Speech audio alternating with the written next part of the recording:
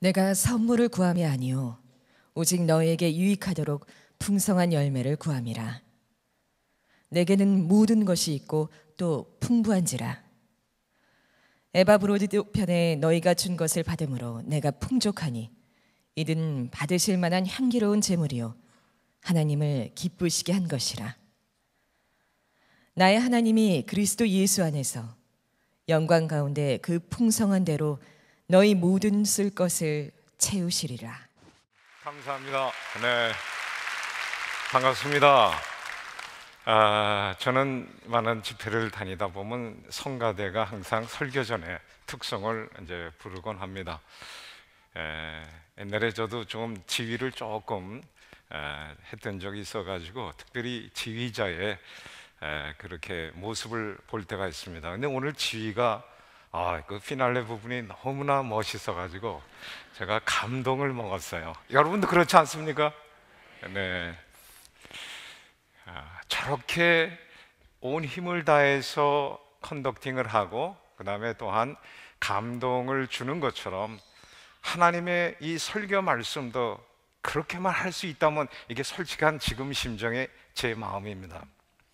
그래서 말씀을 들은 성도들이 그 말씀대로 막 변해가는 거예요. 야, 이거 얼마큼 신나겠어요. 그러나 아까 우리 기도자의 기도 중에 이런 성경 구절을 인용했습니다.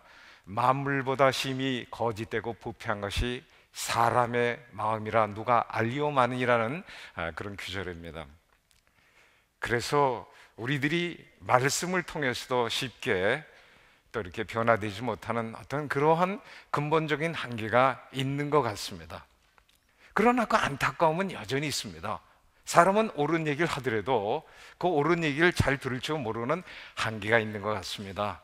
어떤 집에서 자동차를 새로 갈았다고 합니다. 남편이 늘 운전석에 앉았는데 그 새 차가 오죽 잘 나갑니까? 그러니까 이제 속력을 막 내니까 부인이 아니 여보 이러다가 사고 나겠수다. 운전 좀 천천히 하세요. 그럼 알겠습니다 하고 운전을 이렇게 천천히 하다가도 계속 또 속력을 내다 보니까 부인의 그러한 얘기가 잘 먹히지 않잖아요. 어느 날 부인이 흰 조그만 카드 뒤에다가 깨알같이 적어가지고 남편이 운전석에 앉으면은 이렇게 볼 수 있게끔 이렇게 구석에 꽂아놓고 거기는 이렇게 적어놨다고 합니다. 사랑하는 여보, 운전을 하실 때마다 찬송을 부르세요.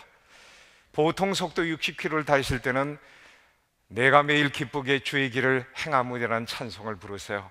80km를 달리실 때는 날마다 주께로 더 가까이라는 찬송을 부르세요. 100km를 달리실 때는 나 이제 갑니다 아버지 집을 찾아가서라는 찬송을 부르시고 120km 이상을 달리실 때는 며칠 후 요단강 건너가 만나리. 남편이 그걸 보면서 쉬고 웃고 운전을 하다가 찬송을 바꿔 부르다 나중에 정말 운전을 천천히 하게 됐다는 그 얘기를 제가 전해 듣고 그 부인의 아름다운 지혜가 나에게 상당히 도움이 되었습니다. 오늘 우리가 선교의 주제를 갖고 모임을 갖습니다. 이미 유 목사님께서 저를 부르신 목적을 너무나 분명히 얘기하셨기 때문에 제가 더 이상 강조하지 않아도 될 것입니다.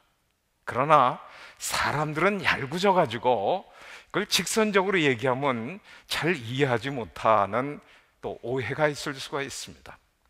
그래서 저는 일부러 성경 본문을 빌립보서 4장 17, 18, 19절을 택했습니다. 여러분 17절의 처음 표현이 무엇입니까? 내가 선물을 구함이 아니다라고 얘기하고 있습니다. 바울은 여기서 어떤 노래를 우리에게 같이 나누고자 합니까? 동역의 노래입니다. 선교 동역의 노래입니다. 선교는 자기 혼자 하지 않는 것이다라고 얘기하고 너희라고 하는 빌립보 성도들, 자기를 마게도냐를 떠날 때 보내준 성도들, 마게도냐를 떠날 때 다른 교회들은 그에게 선교적 관심을 보이지 않았지만 자신의 쓸 것을 위해서 선교비를 마련해 준 교회, 또한 그 교회뿐이 없었다고 할 정도로 그 교회를 향해서 이 편지를 쓰고 있습니다.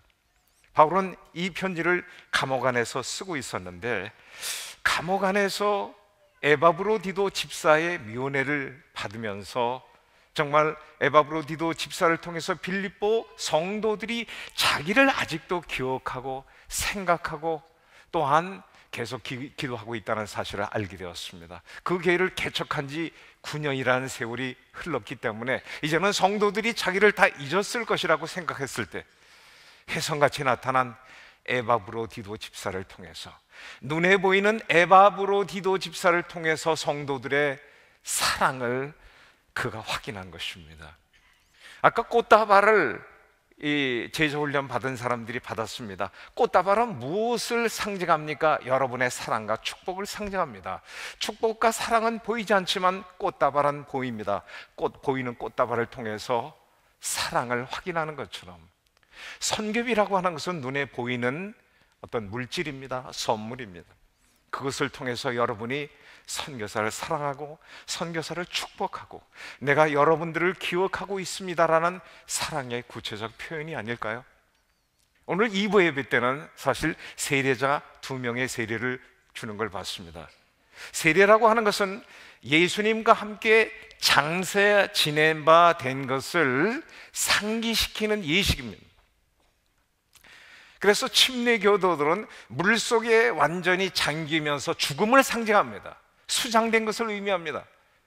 그래서 예수 그리스도와 함께 십자가에 못 박혀 죽었다는 그것을 눈에 보이는 세례를 통해서 다시 한번 상기시키는 것입니다. 우리가 예수님의 죽음을 어떻게 기념합니까? 떡과 포도주라는 눈에 보이는 것을 먹고 마시면서 예수님의 죽으심을 내 성령 안에서의 어떤 하나님의 내재적인 축복으로 경험을 하는 것입니다. 선교라는 것도 눈에 보이지 않습니다. 여러분, 전도라는 것도 눈에 보이지 않지 않습니까? 그러면 여러분이 전도의 사명을 누굴 통해서 상기합니까? 전도사 제도입니다. 우리는 전도사를 볼 때마다 나에게도 전도의 사명이 있네. 여러분, 전도의 사명을 전도사에게 맡긴 교회를 보신 적 있습니까? 저는 한 번도 들어본 적이 없습니다. 근데 우리는 선교를 선교사님에게만 맡기고 있습니다. 이거 잘못된 것입니다. 교회가 선교사 제도를 둔 것은 전도사 제도처럼 선교사를 보면서 선교사가 보낸 기도 편지를 보면서 그 다음에 또한 선교비를 통해서 같이 동역을 통해서 나에게도 선교의 사명이 있다는 것을 고백하는 거 아니겠습니까? 그런 점에서 선교라고 하는 것은 어떤 이 파트너십 동역 관계가 있습니다. 그러나 너무나 많은 한국 선교사들이 선물을 구했습니다. 많은 선교비를 구하기 위해서 그들은 선교지에서 있었던 여러 가지 고생되고 힘든 일들을 많이 여러분 앞에 전달했을 것입니다. 그러다 보니까 여러분들 속에 선교에 대한 오해가 생기기 시작했습니다. 선교는 보통 각오 갖고 되는 것이 아니구나. 선교제에는 많은 고난이 있구나. 그래서 여러분이 선교사를 만날 때마다 인사는 그 말귀를 분석해 보면 이렇습니다. 선교사님, 얼마큼 수고가 많으십니까? 선교사님, 정말 고생이 많으시죠. 선교사들은 계속 이런 일을 갖다가 이런 얘기를 듣다 보니까 믿음이 생겼습니다. 왜냐하면 믿음은 들음에서 나기 때문입니다. 그래가지고 정말 내가 고생하고 있구나, 힘들구나, 이래서 보상 심리병에 걸리고 있습니다. 그래서 여러분이 많은 선교 기도하고 또한 선교비를 보내는 것을 당연히 여기는 선교사가 너무나 많습니다. 그러나 이것은 성경적이 아닙니다. 성경은 뭐라고 얘기하고 있습니까? 선교사는 선물을 구하는 사람이 아니다라고 하는 것입니다. 도리어 선교사는 그 선교하는 교회를 향해서 여러분에게 유익하도록 풍성한 열매를 구하는 사람들이 선교사의 올바른 자세가 아니겠습니까? 키르케르고는 절망이 죽음에 이르는 병이라고 했지만 오늘날 한국 선교사의 죽음에 이르는 병은 보상심리병. 그래서 한국 교회 전체가 선교에 대한 그릇된 인식, 그런 점에서 다시 한번 우리가 성경적인 선교로 돌아오기 위해서는 선교에 대한 첫 번째 올바른 이해는 일단 선교는 희생이라기보다도 기쁨이고 감사한 것이다. 하나님의 축복의 방편이다. 저는 28년 동안 선교하면서 느낀 한 가지 위대한 사실은 바로 이것입니다. 선교가 너무나 좋은 것입니다. 목회자 청빙을 오더라도 저는 오래 고민하지 않습니다. 저는 이 길을 가고 싶습니다. 왜냐하면 선교지에서 너무나 많은 축복을 받았기 때문에 그렇습니다. 또한 선교지에서 만난 예수는 한국에서 동행했던 예수보다 더 크게 느껴졌고, 제가 오후 5시에 파송된 일꾼으로 28년 전에 남서울교에서 파송을 되었지만, 오후 5시 반에 선교지에서 만난 예수님, 주님 여기서 무엇 하십니까? 아직도 그분은 그곳에서 일꾼을 찾고 계시다는 포도원 어떤 품꾼을 찾는 분이셨습니다. 그분은 선교지에서 저와 함께 많은 능력을 행하셨던 분인 것을 저는 체험했습니다. 왜 이곳에서의 체험보다 선교지의 체험이 더 많습니까? 하나님의 말씀이 그러하기 때문에 그렇습니다. 볼자다 세상 끝날까지 땅의 모든 족속을 향해서 가는 너에게 항상 같이 하시겠다는 임마누엘 축복이 선교지에서 더 많이 느껴지는 것입니다. 그렇기 때문에 사도 바울은 두 번째 노래에서 18절에서 내게는 모든 것이 있다고 얘기하는 것입니다. 이게 말이 됩니까? 감옥 안에서 자기에게 모든 것이 있으면 얼마큼 있겠습니까? 감옥 안에서 얼마큼 배불리 먹을 수 있겠습니까? 어떻게 왜 이렇게 큰 소리 칩니까? 그리고 풍부하대요. 두 번째 노래는 역설의 노래입니다. 바울은 역설적인 선교의 노래를 터득한 사람입니다. 가진 것이 없으면서도 모든 것을 가진 것처럼 선언하고, 비천한 가운데 지날지라도 그는 풍족의 노래를 갖고 있습니다. 사랑하는 여러분, 저는 경제학을 전공했고 인도네시아에서 경제 발전론을 가르친 적이 있습니다. 경제란 무엇입니까? 먹고 마시는 것을 통해서 만족을 크게 하는 것입니다. 그러면 돈이 많이 있으면 경제적으로 부한 사람이 됩니까? 그렇지 않습니다. 경제적으로 부자는 만족이 큰 사람입니다. 풍족함을 느끼는 사람입니다. 감옥 안에서도 자족의 비결을 갖고 있는 사람입니다. 제가 케인즈 또는 밀턴 프리드만이라는 학자의 의견을 소개하면서도 마지막 제가 경제발전론 시간에 성경책을 들고 들어가서, 이 사람은 경제학자라고 사람들이 얘기하지 않지만 감옥 안에서 기쁨의 노래를 부르고 비천한 가운데서 그는 만족할 줄 아는 사람, 사도 바울의 이 비결에 대해서 제가 얘기했던 적이 있습니다. 5개 사과가 있습니다. 똑같은 질량의 사과가 첫 번째 만족을 가장 크게 주고, 두 번째부터 세 번째 갈수록 만족이 적습니다. 이것을 우리는 한계 효용의 법칙이라고 합니다. 사과 2개를 두 사람이 먹을 때 만족이 달라집니다. 그런 점에서 만족이다라고 하는 건 경제학적으로 주관적인 요소가 있다는 것을 인정하는 표현입니다. 사랑하는 여러분, 선교사는 누구이냐면은 모든 것을 가진 자이기 때문에 여러분에게 구할 수가 없습니다. 도리어 자기가 갖고 있는 풍족한 것을 나누고 주고 싶은 마음이 있는 사람들이라고 표현하고 싶습니다. 그러나 그런 얘기합니다. 여러분이 보내는 에바브로디도 편에 여러분들이 준 것을 받음으로 내가 풍족하니 이는 받으실 만한 향기로운 제물이요 하나님이 기뻐하시는 것이다라고 얘기하고 있습니다. 이 표현 또 무엇입니까? 여러분이 선교사에게 함께 나누는 그 선교 헌금은 여러분의 축복을 위해서 하나님이 마련하신 방편이다라고 하는 것입니다. 여러분의 축복을 위해서 하나님과 이 교회가 그 제도를 선택했다고 한번 생각해 보시길 바라고 싶습니다. 그래서 여러분, 성경은 말합니다. 주는 자가 받는 자보다 복되도다라고 하는 예수 그리스도의 이 역사를 사도 바울은 늘 상기시키곤 합니다. 그렇지 않습니까? 사실 주는 자가 받는 자보다 복되다라는 것은 세상 사람들이 이해할 수 없는 사실입니다.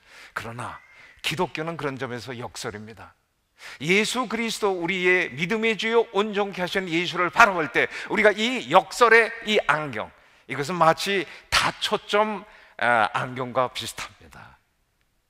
여러분, 우리가 안경이 제대로 이 초점이 안 맞을 때 우리가 글을 제대로 읽을 수 없는 것처럼 성경에서 말하는 이 선교를 잘 이해하기 위해서는 바로 예수라고 하는 이 역설의 안경을 쓸 때 멀리서나 가까이서나 그것이 정확하게 또렷하게 한 점의 의혹이 없이도 보일 수 있는 것이다라고 저는 생각을 해봅니다. 예수 그리스도는 이 세상에 오실 때보다 역설적으로 하셨으면 어떻게 하나님이 이 세상에서 가장 비천한 말구육간에 제 두 자녀도 병원에서 위생이 100% 보장되는 그곳에서 태어났는데, 이것은 위생의 관점에서 제로지대 아니겠습니까? 그리고 태어나서 또한 임금이 사내 아이들을 죽이고자 해서 그는 애굽의 피난을 가게 되고, 그런 점에서 그의 인생은 벤처 인생이고 역설의 인생이었습니다. 아니, 이 세상에 오셨으면 33년을 전부 퍼블릭 미니스트리를 해야지 어떻게 30년을 목수의 아들로서만 보내는가? 그리고 마지막 3년, 이것도 역설적이지 않습니까?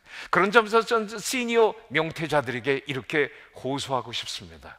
여러분들이야말로 예수를 가장 잘 닮을 수 있는 최적의 조건을 가졌다는 것입니다. 60년을 살았다면 앞으로 6년을 정말 예수 그리스도와 함께 동역하는 마음으로 선교에 조인해 보시면 어떻겠습니까? 예수는 그 3년을 정말 멋지게 사셨습니다. 그는 기적의 사나이셨습니다. 병든 나사로, 아니 죽은 나사로까지 부활시킨 정말 능력의 사나이, 그래서 수많은 사람들이 따랐습니다. 그러나 그는 예루살렘에로 향하는 길에 나귀 새끼를 갖고 초라한 모습, 좀 약간 그것도 역설적입니다. 그리고 수많은 사람들이 종려가지를 들고 그를 환영하는 모습을 여러분이 상상할 수 있겠습니다. 그러나 그가 간 곳은 화려한 궁전이 아니라 겟세마네 동산이었습니다. 그는 거기서 어떤 기도를 합니까? 이 죽음의 잔을 나에게서 옮겨달라고 애절한 목소리로 하나님을 향해서 기도하고 있습니다. 이게 이해가 됩니까? 어떻게 하나님이신 그분이 인간의 가장 나약한 모습으로 하나님 앞에 간절한 부탁의 기도를 그렇게 드리느냐요. 하나님이 침묵을 하고, 그러나 그 아들이 그 아버지의 뜻을 헤아리면서 내가 이 잔을 마시겠나이다 하고 골고다로 향해 갑니다. 사람들의 반응이 어떻게 달라집니까? 그렇게 외쳤던 호산나 다윗의 자손이었던 이 사람들이 종려가지 나무를 바닥에 내던지고 이 잔을 십자가에 못 박으라고, 침을 뱉지 않아 뺨딱을 치지 않아 가시멸락으로 수많은 사람들의 상식으로서는 도저히 메시아 같지 않았습니다. 역설의 예수. 저는 제자를 삼는다면 예수의 12제자 같은 사람들을 삼지 않을 것입니다. 그런데 예수님은 어쩌면 여러분들보다 못한 가방끝도 짧고, 아니 3년 동안 그렇게 멋진 가르침을 받았으면 좀 뭔가 이해라도 해야지. 내가 죽으러 가야 되겠다 하니까 주님 죽으시면 안 됩니다 뭐 이렇게 외치지 않나? 나중에는 하도 선생님이 강조하니까 우리 다 같이 죽으러 가자 해가지고 가고, 이런 엉터리 제자들이 어디 있어? 이런 엉터리 제자들에게 그러므로 너희는 모든 족속으로 가라, 이게 기독교의 역사예요. 그런 점에서 기독교는 역설의 종교고, 기독교는 어떤 의미에서 비천한 사람들로 출발한 주변의 종교고, 주변이 중앙을 변화시킨, 그래서 나사렛에서 무슨 선한 것이 나겠느냐? 여러분, 복종독에서 무슨 선한 것이 나겠어요? 사실 이곳은 우리 아버님의 고향 동네예요. 한시 집성청 마을이 이 근처에 있었어요. 얼마큼 사람들이 마음이 단단했으면 돌말이라고 했어요. 돌말이, 돌이 많이 있는 동네, 마음에 돌이 많이 있었어. 저도 우리 한시 우리 가문 중에 첫 번째 예수를 믿은 사람입니다. 그런데 이 부족한 사람을 통해서 사람들이 변화되고 예수에게로 돌아오면서, 저는 사실 이 선한 목자교회가 이곳에 서 있고 여러분이 이렇게 앉아있는 게 너무 믿어지지 않습니다. 기적만 같습니다. 그런 점에서 우리는 예수 그리스도의 역설을 깨달은 사도 바울의 이 말을 다시 한번 경청할 필요가 있습니다. 여러분, 저는 모든 것이 있어요. 그리고 풍부해요. 그런데 여러분들이 나에게 주는 이 선물을 제가 받는 이유는 여러분이 더 많은 풍성한 복 받기를 바라는 나의 간절한 마음입니다. 이것은 어떤 축복의 방편입니다. 여러분이 주는 것을 통해서 복되다는 것을 체험할 수 있는 가장 좋은 기회입니다. 또 한 가지 있습니다. 선교는 하나님의 기뻐하시는 향기로운 제물이라고 한 표현이 어떤 의미가 있습니다. 왜 그런지 아십니까? 사실 선교는 가장 이타적인 행동이라고 생각합니다. 왜냐하면 한 번도 그분들을 만나본 적이 없어요. 한 번도 여러분이 살아보면서 그 미전도 종족인 그 사람을 생각한 적이 없어. 그러나 선교사를 통해서 그 땅의 사람들에 관한 이야기를 듣고 여러분들이 그들을 위해서 기도하고 생각하고 여러분의 물질을 나눈다고 하는 것은 가장 이타적인 거 아닐까요?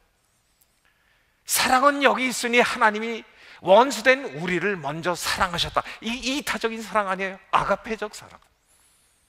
그래서 우리가 그 사랑이라는 것을 체험했고, 그렇죠? 사랑은 아무나 하는 것이 아니에요. 그런 점에서 우리가 사랑을 체험한 우리가 사랑할 수 있는 거 아니겠습니까? 그래서 선교까지 사랑을 하는 것입니다. 그것을 통해서 우리는 하나님의 사랑을 다시 한번 확인하는 것입니다. 당신이 나를 사랑하셨기 때문에 내가 사랑인 것을 이해할 수 있고 사랑인 것을 실천할 수 있는 은혜를 주신 것을 감사합니다. 그러면서 사랑의 선물을 선교사들과 함께 나누면서 이것을 다시 한번 하나님 앞에 감사하는 것입니다. 이게 역설입니다. 그런 점에서 선교헌금 역설적인 것입니다. 저는 오늘 여러분에게 선교헌금을 구하고자 이 자리에 오지 않았습니다. 한국 선교계는 풍성합니다. 그리고 한국 교회만큼 선교사에게 너그러운 교회가 없습니다. 세계 많은 교회를 다녀도 작년 말년에 24,474명의 선교사가 났습니다. 미국 다음으로 선교사 수가 제일 많습니다. 해외 선교사. 미국 교회 규모로 비하면 우리가 훨씬 더 많은 선교사를 보냈습니다. 우리는 여기서 만족하지 않고 선교사 10만 명까지 내달을 그런 계획을 갖고 일하고 있습니다. 마지막 정말 예수님이 오실 때까지 마지막 선교 대국이라고 하는 거룩한 야심을 갖고 있습니다. 가장 이타적인 교회가 되고 싶습니다. 우리는 한국교회를 자랑하기 위해서 선교제 한국교회를 심으려고 하지 않았습니다. 심지어는 우리가 선교사 은퇴 제도를 없앴습니다. 한국교회 목사들도 은퇴해서 갈 곳이 없는 많은 분들이 있다. 우리마저 한국교회의 짐이 되지 말고 우리는 65세가 되면 우리의 리더십 포지션에서 은퇴해야 돼. 한국은 수시로 방문할 수 있지만 다시 선교제에 들어와서 우리는 죽을 때까지 선교제에서 선교하고 일하다 죽자. 심지어는 묻혀서도 선교지에서 묻히자.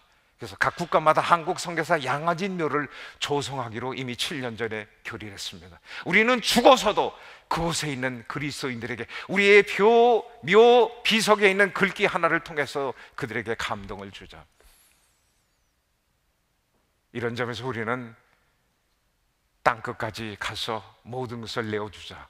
그곳에 시신 기증에 대한 문화가 없으면 시신 또는 장기 기증 운동본부를 우리가 만들도록 하자.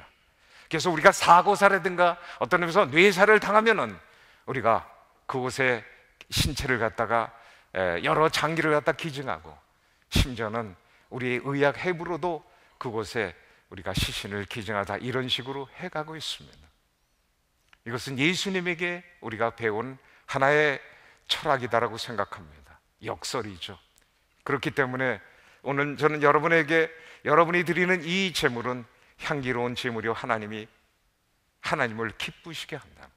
사실 하나님을 기쁘시게 한다는 것은 그 하나님의 마음을 잘 헤아린다는 그런 의미일 것입니다. 마지막 세 번째 노래는 19절. 나의 하나님이 그리스도 예수 안에서 영광 가운데 그 풍성한 대로 너희 모든 쓸 것을 채우시리라. 선교사의 여러분을 향한 축복의 노래입니다. 사랑하는 여러분, 정말 한국교회는 정말 우리 선교사 관점에서 축복하고 싶습니다. 너무나 많은 것을 여러분들이 잘해 오셨습니다.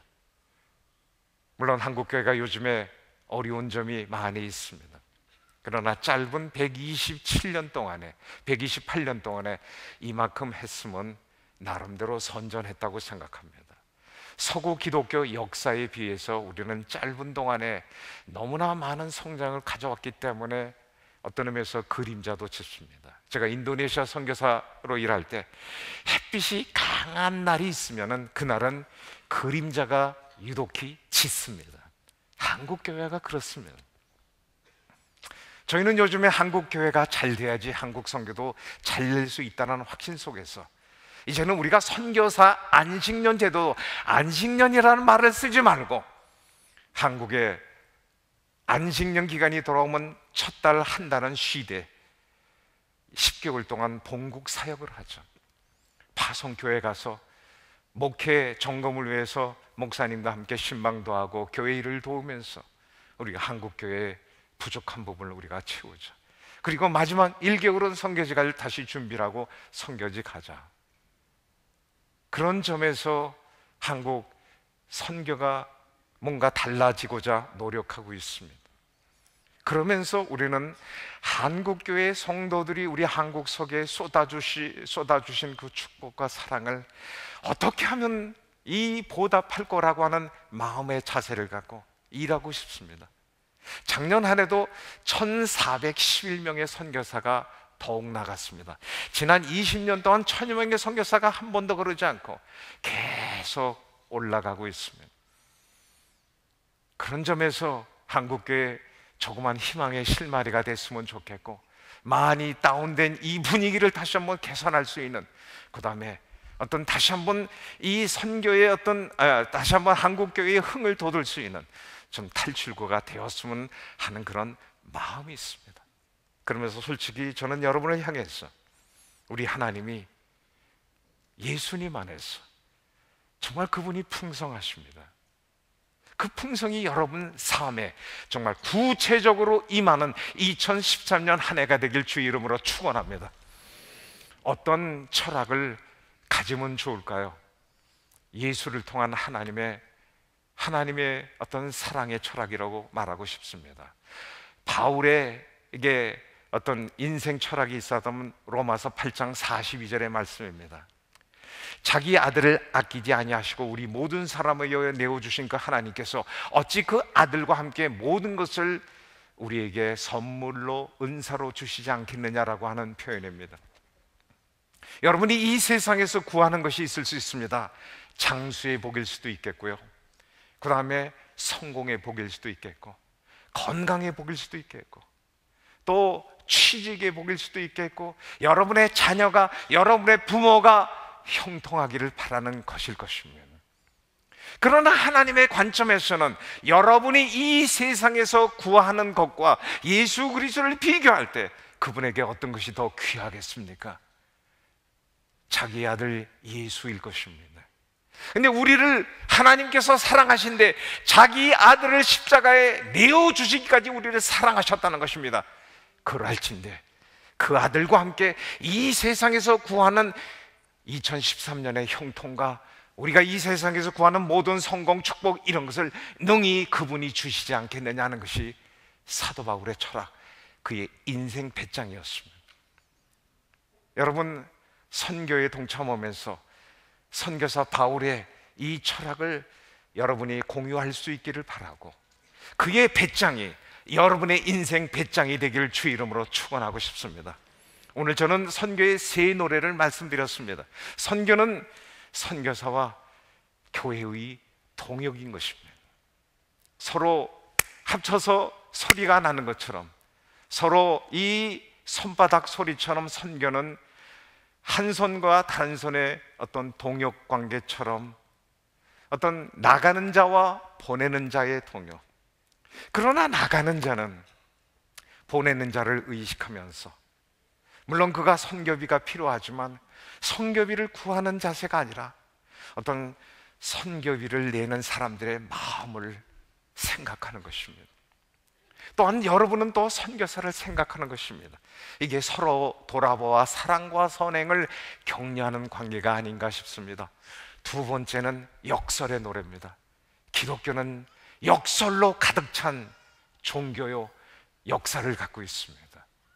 여러분 또한 그렇지 않습니까? 여태까지 살아온 인생이 역설적인 면이 있을 것입니다. 요즘 경제적으로 금년에도 어려울 것이다라는 얘기가 있습니다. 그러나 이걸 역설적으로 받아들입시다.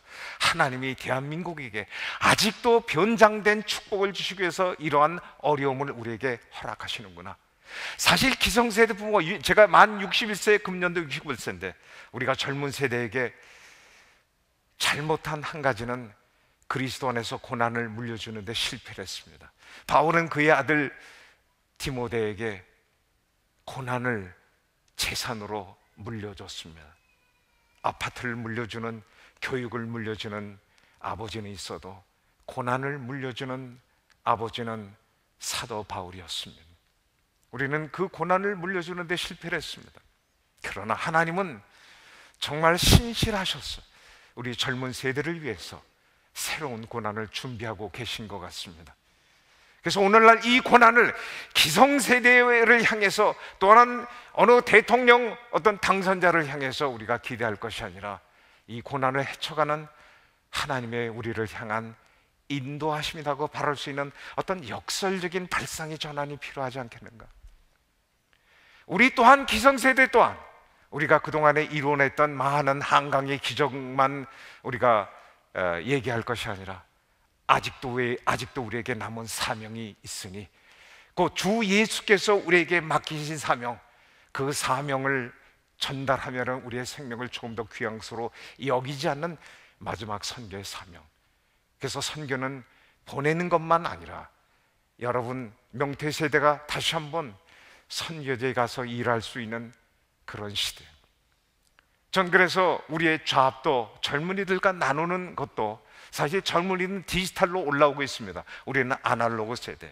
그러나 선교제는 아날로그 기술을 더 많이 필요로 하고 있습니다. 그런 점에서 소자본 창업을 선교지에서 하시는 것도 좋지 않겠는가? 처음부터 무모하게 많은 것을 투자하지 않지만 선교지 사람들에게 어떤 일을 창출시키고, 그 다음에 한국은 또 젊은이들에게 믿음으로 우리가 맡기고 그들의 시행착오가 있을지라도 우리가 정말 격려하며, 그런 점에서 우리 대한민국이 새롭게 변화될 수 있는 한 해가 되면 얼마큼 좋겠는가? 우리가 선교를 통해서 다시 한번 바라본 세계였습니다. 마지막으로 저는 한국 선교기를 대신해서 여러분에게 감사함을 전달하고, 다시 한번 여러분이 이 시작한 이 선교의 열정을 계속 불타오르게 하시되, 정말 선한 교회가 이 세상에서 가장 큰 교회라기보다도 정말 가장 큰 믿음의 교회, 그 다음에 선교를 멋지게 하는 교회. 저는 오늘 1부, 2부, 3부를 통해서 사이에 교회를 쭉 구석구석 다니면서 이 교회는 정말 멋진 교회구나, 장지동에서 선한 것이 나겠구나 하는 마음속에 불씨를 안고 감사함으로 돌아가겠습니다. 여러분을 다시 한번 축복하고 싶고, 여러분 성경 헌금에 동참하는 여러분들에게 하나님의 그 풍성한 대로 여러분의 모든 쓸 것을 채우시길 예수님의 이름으로 간곡히 축복합니다. 기도하십시다. 하나님 감사합니다. 오늘 말씀을 통해서 다시 한번 주는 자가 받는 자보다 복되다는 그 역설의 말씀을 우리의 삶 속에서, 우리의 신앙 속에서 적용할 수 있는 우리 모두 되게 하여 주옵소서. 오 아버지 하나님, 우리가 선교사와 함께 동역함으로써 또 예수께서 친히 우리에게 인도하신 대로 땅끝까지 가는 한국교회, 세상의 모든 이웃들과 함께 나누는 한국교회가 되기 위해서 우리가 함께 이 선교에 동참합니다. 동참하는 모든 손길을 기억하시고 복 내려 주시옵소서. 예수님 귀하신 이름으로 기도합니다. 아멘.